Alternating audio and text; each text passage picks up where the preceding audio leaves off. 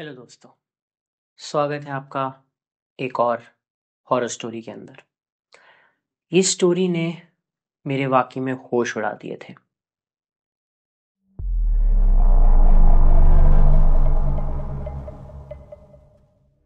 True crimes को लिखने का एक ऑथर एलिसन ऑसवर्ल्ड बहुत ही मशहूर ऑथर था। वो अपनी फैमिली के साथ पेंसिल्वेनिया में एक स्मॉल टाउन में रिलोकेट करने के लिए आया था। वो फाइनेंशियल क्राइसिस की वजह से उसको अपने घर को, अपने सारी चीज़ों को रिलोकेट करना पड़ा। अब जैसे ही वो रिलोकेट करने के लिए पेंसिल्वेनिया के छोटे से टाउन में आता है, तो वहाँ वो देखता है कि वहाँ की लोकल डेप्यूटी और लोकल जो पुलिस है वहाँ पे इन्वेस्टिगेशन कर रही होती है। ये इन्वेस्टिगेशन कर रही थी एक मर्डर की, एक पूरे फैमिली के मर्डर की। वो डेप्यूटी से कंफर्म करता है और पूछता है कि यहाँ पे क्या हुआ। लोकल डेप्यूटी इसको बताता है कि यहाँ पे कैसे पूरी फैमिली ने सुसाइड कर लिया था। एंड ये स्टीवनसन्स की फैमिली थी। एंड ये स्टीवनसन्स की फैमिली में एक उनका youngest child Stephanie Stevenson disappear हो गया था।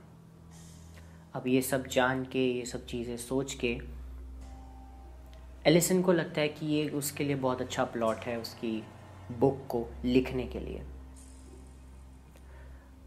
अब धीरे धीरे जैसे ही सब लोग सेटल हो रहे होते हैं, सारी फैमिली सेटल हो रही होती है, एलिसन जाता है एटिक पे। उसकी जो घर का एटिक है, उस घर के एटिक में जाता है। और जैसे उस घर के एटिक में जाता है, वहाँ पे दरवाज़ा खोलता है। उसको मिलता है एक स्कॉर्पियन और एक बॉक्स। उस बॉक्स के अंदर एक कैमरा होता है और 8 अलग अलग रील्स होती हैं। वो सारी रील्स को चलाना शुरू करता है। जैसे ही वो सारी रील्स को चलाता है, वो देखता है कि कैसे उसके अंदर वेरियस वेज थे मर्डर करने के। वो टेप्स उन सब के ऊपर रिलेटेड थी। उनमें से एक सबसे हॉरिफिक टेप एलिसन को लगी, वो थी फैमिली हैंगआउट 11। अब उस टेप के अंदर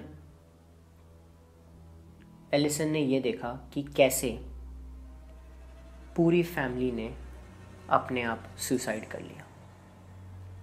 एलिसन ये सारी चीज़ें इकट्ठी रखता है एंड ये सारी चीज़ें लोकल कमिश्नर, लोकल डेप्यूटी को बताता है।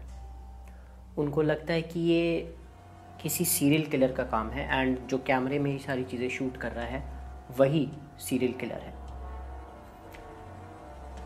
इससे एलिसन को एक और प्लॉट मिल जाता है जिससे कि वो अपनी नई किताब, अपनी नई बुक लिख सके।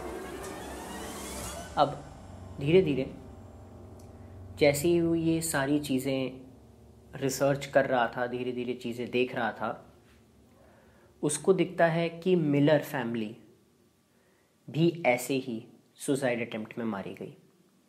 उसमें भी सारे फैमिली मेम्बर्स का मर्डर किया गया एंड उसमें से एक यंगेस्ट चाइल्ड क्रिस्टोफर मिलर गायब था। ये कहानी थी इसी टाइम की 1998 में। वो देखता है कि स्टीवनसन्स और मिलर की कहानी आपस में बहुत मैच करती है।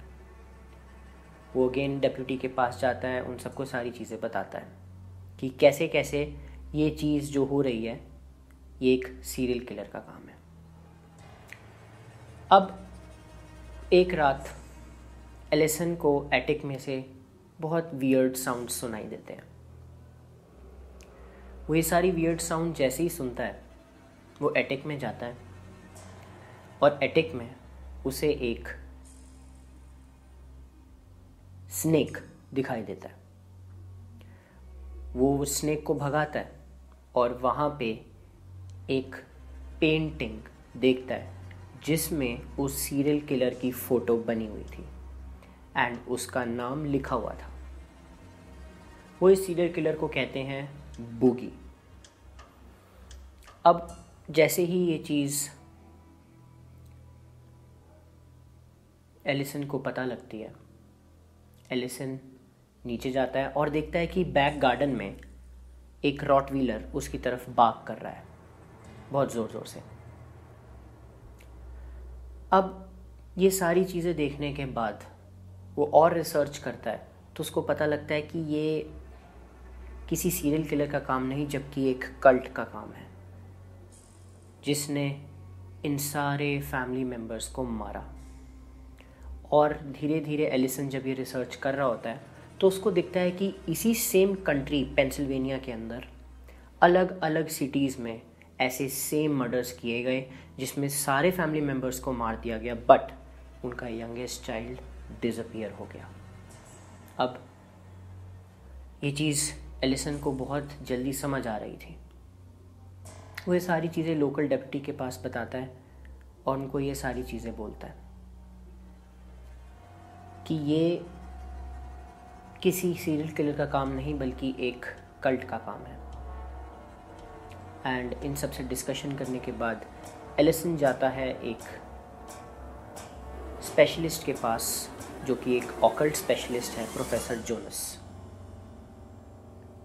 प्रोफेसर जोनस इन सबको ये चीज़ को ध्यान से पढ़ते हुए ये चीज़ एलिसन को बताते हैं कि ये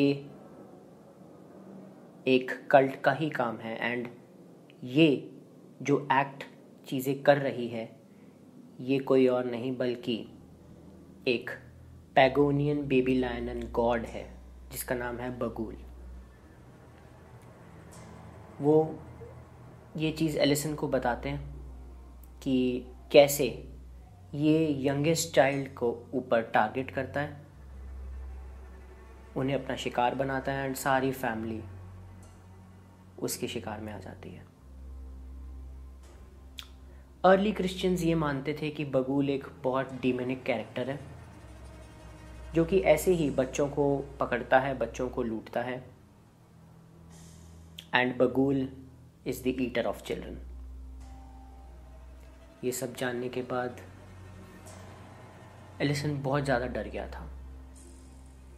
उसे लगा कि नेक्स्ट फैमिली उसकी हो सकती है, इसलिए वो धीरे धीरे ये सारी चीज़ें जैसे जैसे रिसर्च कर रहा होता है, एक दिन उसको एटेक में कुछ बच्चों की आवाज़ें आती हैं। वो जैसे ही उन सारे बच्चों को फॉलो करता है वो देखता है कि सारे बच्चे एक रील देख रहे हैं उसी कैमरे के अंदर एंड वहाँ पे बगुल की शक्ल रिवील होती है। एलिसन ये देख के बहुत डर जाता है। उसको लगता है कि शायद ये चीज़ उसकी फैमिली को भी परेशान करेगी। अब जो उसकी बेटी एशली होती है वो सबसे यंगेस्ट है। वो ये सारी चीज़ें होने के बाद एशली में कुछ एबनॉर्मल बिहेवियर्स देखता है जिसमें उसको रात में नाइटमेयर्स आते हैं और वो बोलती है कि मैंने स्टेफनी स्टीवनसन को अपने सपने में देखा। और अगली सुबह वो स्टेफनी स्टीवनसन की फ़ोटो भी बनाती है।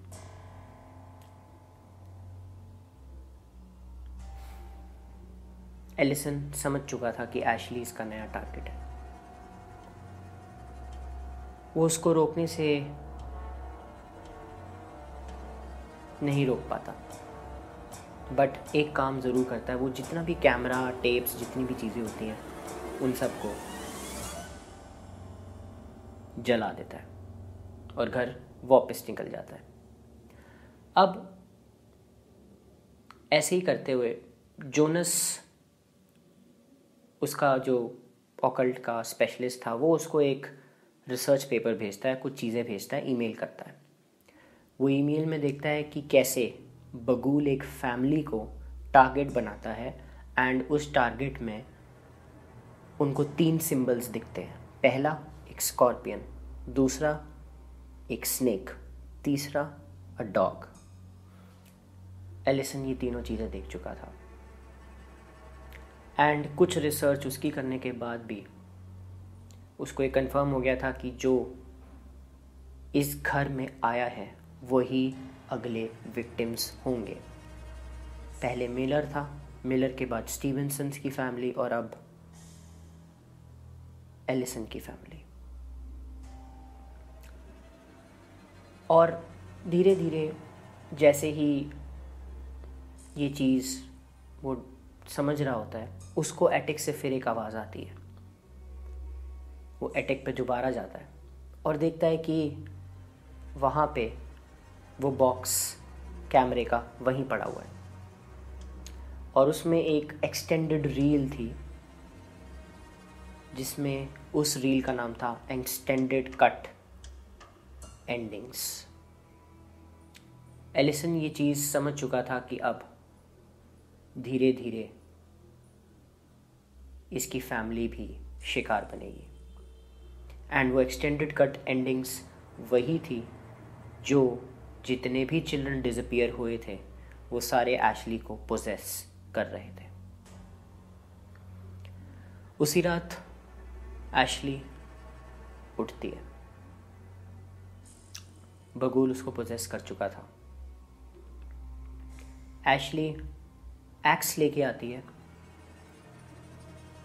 और अपने सारे फैमिली मेम्बर्स को मार देती है और अपने पापा को बोलती है कि you will become famous again and वो उनको भी मार देती है। एशली उनके ब्लड से कैमरे के बॉक्स के ऊपर बगुल की डूडल्स करती है, कैमरे में सारी एंडिंग्स को रिकॉर्ड करती है और उसको नाम देती है फैमिली पिक्चर 12। जितनी 8 टेप्स थी उस टेप में 9th टेप एलिसन की फैमिली की थी एंड एलिसन इज डेड। अब एशली बगुल के साथ डिसअपीयर हो जाती है।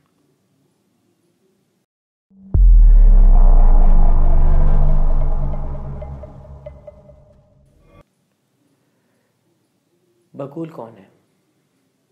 एशली कहाँ चली गई? ये सारे लोग, सारे बच्चे कहाँ डिसअपीयर हो गए? क्या वो दोबारा मिलेंगे?